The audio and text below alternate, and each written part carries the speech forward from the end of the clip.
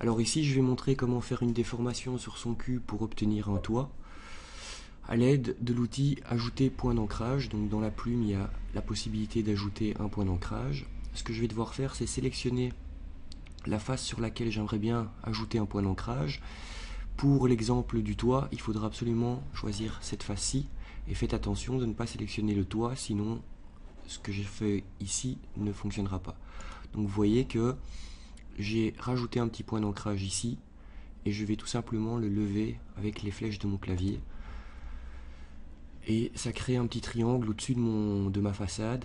Je vais à ce moment-là sélectionner les deux points d'ancrage de ce qui était avant le toit de mon immeuble et venir rejoindre le petit toit que je viens de créer juste avant.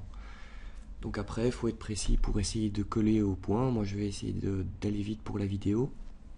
Mais donc, une fois que j'ai fait ça, je vais pouvoir faire la cheminée ou le Velux et des choses comme ça à l'aide de mon cube original. Et vous voyez que en relevant les points d'ancrage ou en les rejoignant, j'obtiens vite d'autres formes que celles de mon cube. Et je vais maintenant reprendre un cube pour faire la cheminée et me servir du cutter par exemple ou de la flèche blanche pour déformer mes cubes et chaque fois partir du même cube. Et puis le principe des Pathfinder bien sûr. Et comme j'ai déjà créé mes fenêtres, je vais pouvoir aller récupérer mes fenêtres. Ici vous voyez qu'avec le cutter je découpe pour donner un peu plus de vie à mon toit.